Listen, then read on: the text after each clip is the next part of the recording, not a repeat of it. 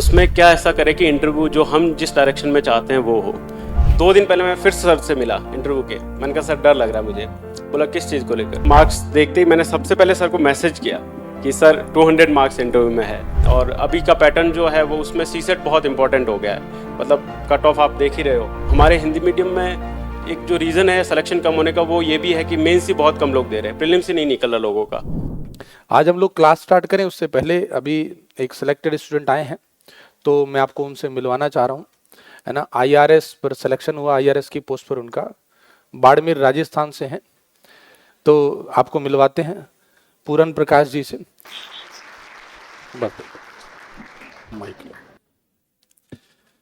पूरन प्रकाश जी का selection IRS की post पर हुआ है, हिंदी मीडियम से हैं, तो आप लोग और सुनना भी चाहेंगे कि क्या तैयारी रही, कैसी जर्नी रही, है ना। और पूरा इसका पर्पज है कि आप लोगों को ही पता चले क्या तैयारी में और कार्य करना चाहिए था, इन्होंने क्या किया, और इनसे कौन सी गलतियां जो हुई जो ये चाहेंगे कि आगे कोई स्टूडेंट आगे ना करे, और मेरा इनसे कैसे जुड़ाव रहा, वो सारी बातें अब आपको ये खुद ही बताएंगे। पहली बात तो ये कि आप लोग कोई ऐसा सवाल नहीं पूछे जैसे जो मैंने कल परसों आपको शायद बताया भी था नहीं, एक तो पर्सनल सवाल तो बिल्कुल नहीं, है ना, अभी वहां तक मामला पहुंचा नहीं है।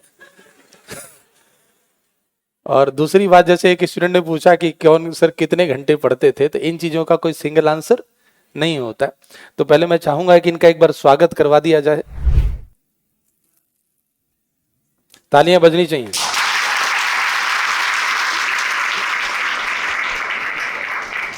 अब पूरन जी समान कमान संभाले, चल बताएं जरा इनको भाई। Good evening everyone. तो जैसा कि सर बहुत कुछ बता रहे थे, और सर के साथ जो इंटरेक्शन है वो बहुत पुराना है। 2021 का इंटरव्यू मैं दे रहा था, और तब एक फ्रेंड के थ्रू, मनोरदान जी है, इनके थ्रू ही सर से कांटेक्ट हुआ। तो हम दोनों ही इंटरव्यू दे रहे थे साथ में। तो तब सर से बात हुई कि सर इंटरव्यू के लिए कैसे प्रिपेयर करना चाहिए। तो उसके बाद तैयारी के दौरान हमने तैयारी की साथ में, सर ने मॉक इंटरव्यूज़ भी लिए, और फाइनल रिजल्ट आया तो सिलेक्शन नहीं हुआ। तो फिर सर के साथ बात हुई, सर ने बोला कोई बात नहीं, हो जाता है ऐसा, हमने मेहनत की थी और इस बार नहीं हो पाया, फिर से लगना है तुम्हें, तैयारी करनी है। तो इस बार जब वापस प्रीलिम्स दे के आ रहे थे तो हमको उम्मीद थी, क्योंकि सीसेट की ट्रेजेडी सब लोगों को पता ही होगी, जो पिछला अटेम्प्ट था तो 23 में। तो मैं ये एक्सपेक्ट कर रहा था कि शायद नहीं निकलेगा पेपर। तो सर से बात भी हुई, तो सर ने बोला कि रिजल्ट का वेट करो, उसके बाद देखते हैं क्या होता है। रिजल्ट आया और सिलेक्शन हो गया था। तो उसके बाद मेंस का तो अप्रोच ठीक थी, तो मेंस भी निकल गया। फिर इंटरव्यू के टाइम मैं सर के पास आया कि सर अब पिछली जो गलती की थी इंटरव्यू के दौरान उसको कैसे सुधारें। तो बेसिकली क्वेश्चन यही था कि डेफ को कैसे इम्प्रूव किया जाए, डेफ डिटेल एनालिसिस फॉर्म जो होता है उसमें क्या ऐसा करे कि इंटरव्यू जो हम जिस डायरेक्शन में चाहते हैं वो हो। तो सर के साथ में आया, डिस्कशन हुआ सर से। तो सर ने ये बोला कि यार हॉबी को लेकर मेरा एक बड़ा क्वेश्चन था सर से, कि सर मेरे दिमाग में हॉबी है और वो काफ़ी अजीब और यूनिक सी है। तो सर ने बोला कि क्या है हॉबी। तो मैंने बोला कि सर मुझे एवोल्यूशन ऑफ यूनिवर्स और लाइफ के बारे में जानना अच्छा लगता है, तो मैं इसको कोट करूँ या नहीं करूँ। सर ने बोला यार ये पेंडोरा बॉक्स है, मतलब इससे बहुत सारे क्वेश्चन बन सकते हैं, और अगर आप उसको संभाल पाओगे तो ठीक है, नहीं तो ये डिजास्टर भी कर सकता है। तो हम, सर ने बोला 2 दिन लेने दे मुझे, मैं वापस सोच के बताऊंगा, तू कल फिर से आना। तो दूसरे दिन मैं फिर से गया सर के पास, और 1-2 सीनियर से भी डिस्कशन हुआ मेरा। तो मैंने सर को बोला कि सर सीनियर यही सजेस्ट कर रहे हैं कि यार ये हॉबीज़ मत डालो, इस पे अगर क्वेश्चन बनेंगे तो बहुत ओपन एंडेड क्वेश्चन हो जाएंगे, और हो सकता है कि इंटरव्यू बिगड़ भी जाए। फिर सर ने कहा यार पूरन क्या ही होगा ज़्यादा से ज़्यादा, ये टॉपिक ऐसा है, और पहले मैं फेल हो ही रखा था इंटरव्यू में। बोला ज़्यादा से ज़्यादा क्या होगा, वैसे ही मार्क्स आएंगे। तो ऐसा करते हैं, हम फिर से अभी 1-1.5 महीना है हमारे पास, हम तैयार करेंगे इंटरव्यू को, इस टॉपिक को अच्छे से, और मुझे लगता है कि ये हॉबी भर लेनी चाहिए।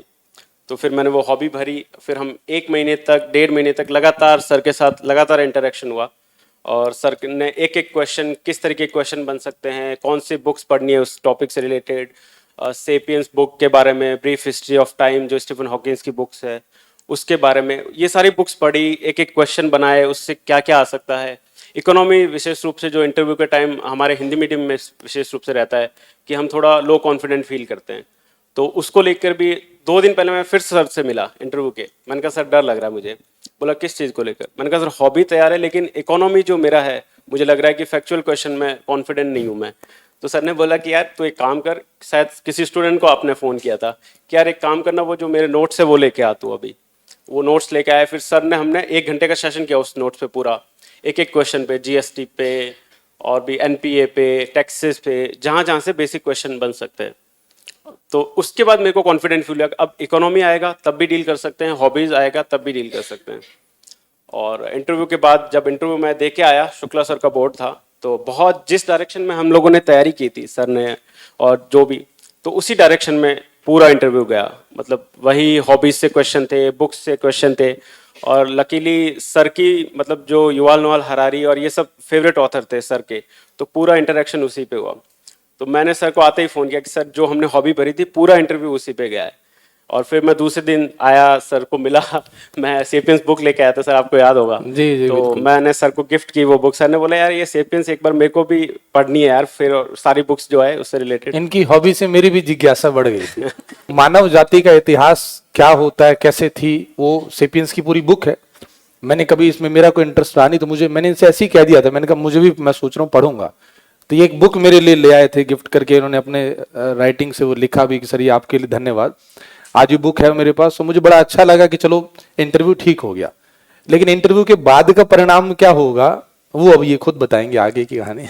इंटरव्यू दे के भी आ गया और सर को कॉन्फिडेंस था कि यार पूरन तेरे हाव भाव देख के मैं बता सकता हूँ कि तेरा इंटरव्यू अच्छा गया, क्योंकि लास्ट टाइम तेरे को मैं देख रहा था और इस बार का तेरा इंटरव्यू मुझे लग रहा है कि एकदम सही लाइन पे और पॉजिटिव आएगा। तो हमने एक्सपेक्ट किया था कि 180 तक मार्क्स इस बार आ जाएंगे, 170 180, लेकिन मॉर्निंग में ही रिजल्ट आया और मार्क्स जब आए तो मैंने देखा 200 मार्क्स थे। हिंदी मीडियम में अभी तक की जो नॉलेज आई है, हिंदी मीडियम में इंटरव्यू में हाईएस्ट मार्क्स हैं इस बार सेशन के। तो 200 नंबर की वजह से आप कहें कि इनको थोड़ा सा हेल्प मिल गई है। और मुझे अब एक चीज का अफसोस होता है कि अगर मैं इनसे मेंस में मिला होता, यानी जब ये मेंस इन्होंने दिया है, तो जीएस 3 में और स्कोर इंप्रूव हो जाता, और स्कोर इंप्रूव होता तो नो डाउट रैंक इंप्रूव होती। बट खैर जो हुआ, जो होता अच्छा होता, उसी लाइन पे चलते हैं। और 200 स्कोर के कारण आज आप कह सकते हैं कि आईआरएस की पोस्ट इनको मिल रही है। तो मतलब एक सफर ऐसा रहा, एक जुड़ाव का 1-1.5 महीना। जब भी जैसे आप लोग आते हैं कि आंसर राइटिंग सर बता दीजिए या क्वेश्चन बता दीजिए, ये आते थे सर इंटरव्यू का डिस्कशन करना है, थोड़ी देर टाइम होगा, तो थोड़ी देर आप ही लोगों के में से टाइम में से कट करके इनसे टाइम दे दिया। ऐसे ही चलता रहता है, तैयारी ऐसी होती है। कोई भी टीचर, ना स्टूडेंट स्वयं ना टीचर, लगातार कई घंटे नहीं बैठ सकते, आप भी बोर हो जाते हैं, होता है कि नहीं है सर?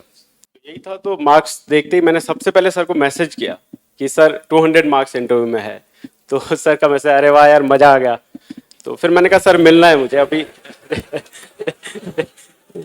तो मैंने कहा सर मिलना है मुझे। सर ने बोला अभी शाम को अपन मिलते हैं, आ जाओ। मैंने कहा ठीक है, क्योंकि देखिए आपकी जर्नी जो होती है, आप अभी क्योंकि मार्क्स आने के बाद तो आप कह देते हैं मैंने ये किया, मैंने वो किया, लेकिन आपको पता है लास्ट ईयर मेरे 138 मार्क्स थे 21 में जब मैंने दिया। तो वहाँ से 200 की जर्नी होती है, तो उसमें जिन भी लोगों का योगदान होता है, मुझे लगता है कि आपको उनके लिए थैंकफुल होना चाहिए। तो मैं खुद दिल से चाह रहा था कि नहीं सर, मैं चाहता हूँ कि जो आपने हेल्प की है इस जर्नी के दौरान, तो मैं शेयर करूँ। और मैं चाहता था कि जो भी मैं ग्रेटफुल हूँ आपके लिए सर। तो मेरे को बहुत ये अच्छा लगा, और आपकी जो मेहनत भी है, आपने ये सब इनकी मेहनत है। आप सबको पता है इंटरव्यू से पहले मॉक इंटरव्यूज होते ही नहीं। और आपको भी जानकारी होगी कि कोई भी कोचिंग मॉक इंटरव्यू का चार्ज नहीं लेती है, कारण आप पता ही है आप सबको, बाद में वो कैमरे में रिकॉर्डिंग बन जाएगी। मैंने इनसे कहा, मैंने कहा अपना मॉक देते रहो, जहां जहां दे रहे हो संस्कृति में भी दे दो, और जहां दे रहे हो वहां सब जगह दो, मॉक अच्छा रहता है।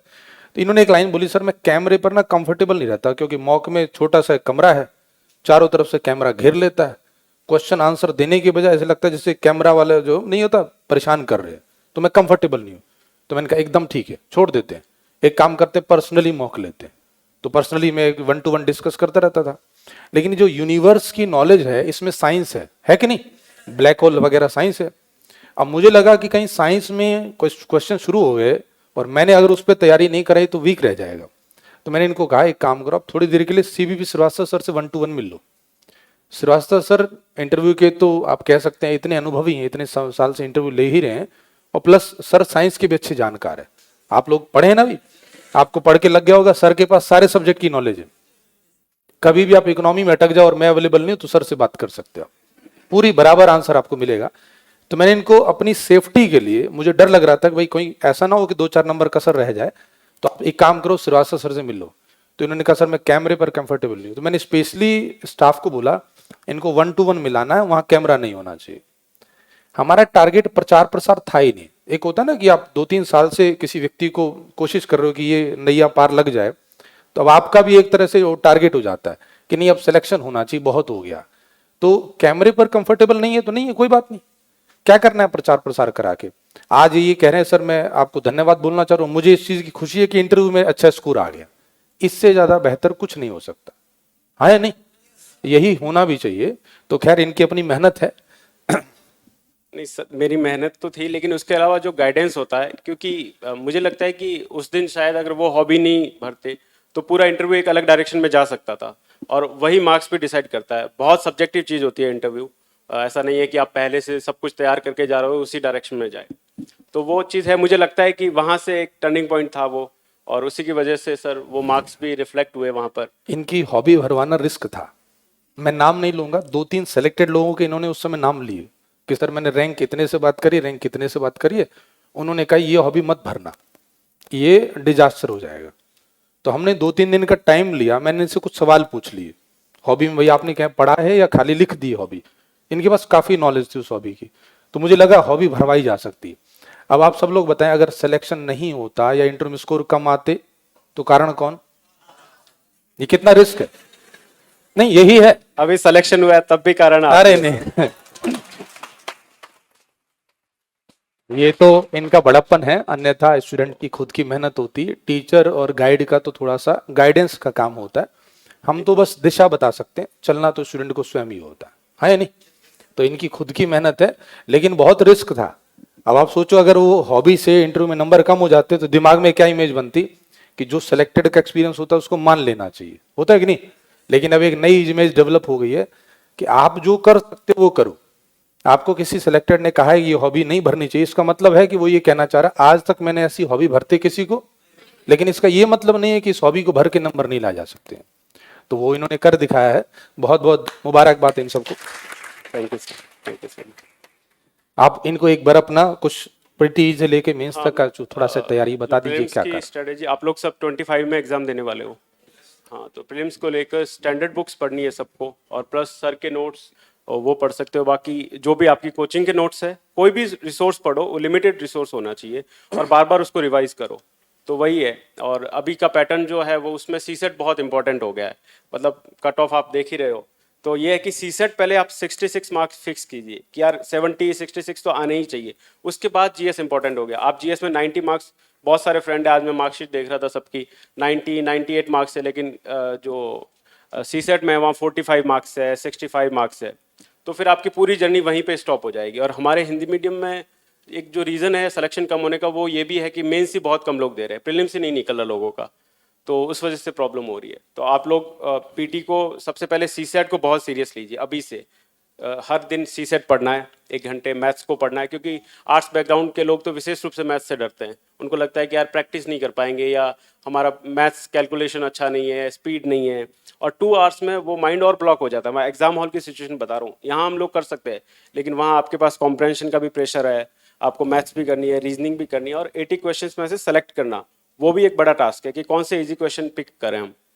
तो वो आपको देखना है कि सीसेट को बिल्कुल लाइटली नहीं लेना है। और जीएस के लिए स्टैंडर्ड मतलब यूट्यूब पे बहुत सारी स्ट्रेटजीज है, और बुक्स सारी सबको पता है। एम लक्ष्मीकांत पढ़नी है आपको, पॉलिटी में जो मैंने पढ़ी वो बता देता हूँ। हिस्ट्री में स्पेक्ट्रम पढ़ रहे हैं लोग, और मैंने भी स्पेक्ट्रम पढ़ी है। मतलब कोई भी रिसोर्स पढ़ो, क्योंकि कंटेंट वही रहना है सबका मोटा मोटी। और करंट अफेयर को उन्हीं जो जीएस के टॉपिक है उन्हीं से रिलेटेड जो करंट अफेयर है उसको रेडी करना है। कोई भी एक मैगजीन आप पढ़ सकते हो और बार बार उसी को रिवाइज करना है। और पीवाईक्यूज को तो इग्नोर करना ही नहीं है। मतलब पीवाईक्यूज को अगर आप इग्नोर करके पढ़ रहे हो तो इसका मतलब आप एग्जाम के डायरेक्शन में नहीं पढ़ रहे हो, आप सिर्फ पढ़ने के लिए पढ़ रहे हो, क्योंकि यूपीएससी क्या पूछना चाह रहा है वही तो हमें पढ़ना है। तो पीवाईक्यूज को बार बार देखिए, आप बार बार पढ़िए उनको। और टेस्ट सीरीज है, 30 से 40 टेस्ट आपको जीएस के मिलाने हैं। सीसेट का भी 30 से 40 टेस्ट मिलाइए आप, तो आपका कॉन्फिडेंस बूस्ट होगा। हो सकता है वहाँ से एक भी क्वेश्चन आए टेस्ट सीरीज से या वहाँ से, लेकिन आपका माइंड जो है वो तैयार हो जाता है उस सिचुएशन के लिए, एग्जाम हॉल के लिए, या क्वेश्चन कैसे किए। तो वो कंडीशनिंग आपकी ब्रेन कंडीशनिंग हो जाएगी। और मेंस को लेकर ये है कि क्योंकि आप लोग 25 में देने वाले हो, तो पूरी एक हॉलिस्टिक अप्रोच होनी चाहिए जिसमें prelims plus mains plus interview हो। और मेंस को लेकर ये कि GS 1, 2, 3, 4 जो भी है उनके सारे टॉपिक वाइज, हर एक टॉपिक पे आप नोट्स बना लीजिए अपने। और शायद सर ने नोट्स दिए होंगे तो उसमें टॉपिक वाइज होगी, जैसे आपने मेरे को योजना वाली तो मैगजीन दी थी, हाँ। मैंने वो देखी थी, काफी इनोवेटिव थी सर। सिनॉप्सिस याद है आपको? वही सिनॉप्सिस मैंने इनको दिया था कि कहीं कुछ कसर ना रह जाए, कोई योजना वोजना ना पूछ ले, स्पेशली जो इनके होम ग्राउंड से रिलेटेड हो। जैसे जल से रिलेटेड कोई योजना हो तो राजस्थान में वैसे भी न्यूज में रहती है, और सेंट्रल गवर्नमेंट की भी योजना है तो वो मैंने इनको दी थी। वैसी ही कुछ योजनाओं की बात कर रहे हैं। तो उस तरीके से नोट्स अगर आप बनाओगे और एक डायरेक्शन में यूपीएससी जो क्वेश्चन पूछ रही है, चाहे प्रीलिम्स हो मेंस हो, उस डायरेक्शन में आप अगर तैयारी करोगे तो डेफिनेटली मुझे लगता है कि आप सब बहुत अच्छा करोगे। और मेरी तरफ से आपको सबको wish you all the very best. आप सब लोग अच्छा करें, मेहनत कीजिए, तैयारी कीजिए। जहाँ से भी आए हैं आप लोग तो तैयारी करने के लिए आए हैं, तो अपने साथ साथ, और वही हॉबी को लेकर मैंने जो बोला था कि हम लोग मेंस भी क्लियर कर लेते हैं, इंटरव्यू को लेकर हमारे मन में एक डर बना रहता है। तो अभी से ऐसी कोई हॉबी डेवलप कीजिए, आप कुछ इंटरेस्टिंग ऐसा डेवलप कीजिए कि पूरा इंटरव्यू आपके डायरेक्शन में जाए, उनको लगे कि ये एक पर्सनैलिटी है वो थोड़ी इंटरेस्टिंग पर्सनैलिटी है, या ये सिर्फ पढ़ाई नहीं कर रहा है, कुछ और भी सीख रहा है।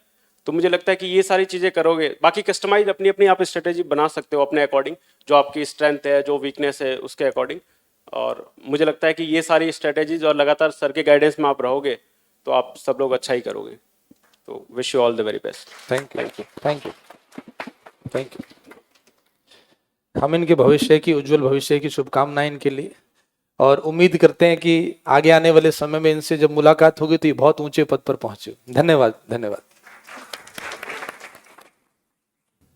तो आप लोगों ने ये सुन ही लिया, जब भी किसी सेलेक्टेड से मिलते हैं तो आपको हर बार कुछ नया जानने समझने को मिलेगा। होता है कि नहीं ऐसा? होता है।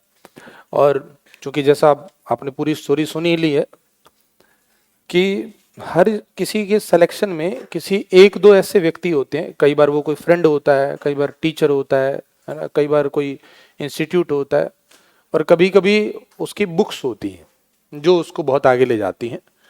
और इंटरव्यू का स्कोर जो देखा मैंने तो मुझे बस सबसे ज़्यादा खुशी उसी बात की थी। और जब आप 1.5 महीने तक लगातार किसी व्यक्ति के साथ जुड़े हुए हैं, संबंध आप समझा रहे हैं, कुछ सुन रहा है, वो नोट्स बना रहा है। मुझे याद है इनकी एक लाइन की, जब मैंने इनको श्रीवास्तव सर के पास भेजा था तो श्रीवास्तव सर को मैंने कहा कि एक अपने ना नोट्स दिखा देना भाई, हॉबी पे मैंने ये काम कर लिया है। तो श्रीवास्तव सर ने इनको एक लाइन बोल दी जिसे मुझे लगता है कि कॉन्फिडेंस बढ़ गया होगा बहुत। इन्होंने बोल दिया कि श्रीवास्तव सर ने कि सर इतना जो आपने इंटरव्यू पे काम कर लिया, इतना तो कोई मेंस में भी नहीं करता।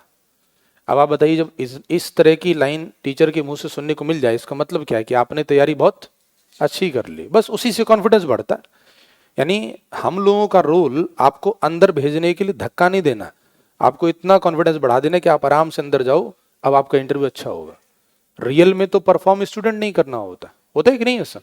तो यही तरीका है, आप लोग इसी दिशा में चले। और अब आप सबने देख ही लिया होगा आजकल जो न्यूज़ आई है, न्यूज़ कौन सी, कट ऑफ देख ली सबने। और कट ऑफ देखने के बाद मुझे नहीं लगता है कि वो कट ऑफ बहुत भारी है, क्रॉस किया जा सकता है, कट ऑफ क्रॉस हो सकती है, लेकिन समस्या कहाँ है, सी से।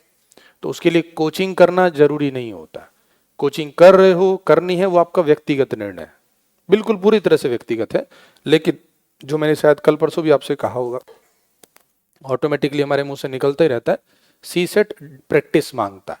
आप लोग प्रैक्टिस करिए, किसी तरह की प्रैक्टिस में कसर नहीं रह जानी चाहिए ना। और मैथ्स हो या रीजनिंग या कॉम्प्रिहेंशन, अपनी अपनी वीकनेस ढूंढो और रिग्रेसली प्रैक्टिस करो।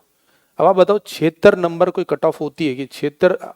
बहुत सारे स्टूडेंट हैं अब जो साथ में उसके आए हुए थे, जो वो उनकी जिनके थ्रू ये मुझसे मिले थे, 2016 से मैं उनके टच में हूँ। तब मैं कहीं और पढ़ा रहा था 2016 में, तब से वो मेंस दे रहे हैं, इंटरव्यू दे रहे हैं, 2-3 इंटरव्यू हो चुके। लेकिन कई बार होता है कि आप किसी जगह क्लिक नहीं कर रहा, कई बार किस्मत साथ नहीं दे रही, कुछ भी कह लो, लेकिन सी सेट की वजह से पीटी रुक जा रहा है। जो इंटरव्यू दे चुका है स्टूडेंट, उसका भी पीटी रुक जा रहा है, कारण सी सेट। जीएस में स्कोर 120। अब 120 और 76 में, इसका मतलब है जिस स्टूडेंट का पीटी में 120 आ सकता है, आप समझ सकते हैं उसकी नॉलेज, डेप्थ ऑफ नॉलेज कितनी होगी। वो मेंस क्वालिफाई कर जाता, हाँ कि नहीं? लेकिन और इस बार तो वैकेंसी भी ज्यादा थी, ज्यादा वैकेंसी, लो कट ऑफ, आपकी सिलेक्शन के चांस और बढ़ जाते हैं। तो यही सब रीजन है। तो मुझे लगता है कि बाकी सब जो किस्मत वाला वर्ड है उसको किस्मत पे छोड़ दो, अपनी तरफ से आप लोग पूरा एफर्ट लगाइए। किसी भी सिलेक्टेड को यहाँ बुलवाने का बस एकमात्र पर्पज होता है कि हम लोग जो आपको समझाते रहते हैं वो और प्रमाणिक हो जाता है कि देखो इन्होंने भी वही किया था।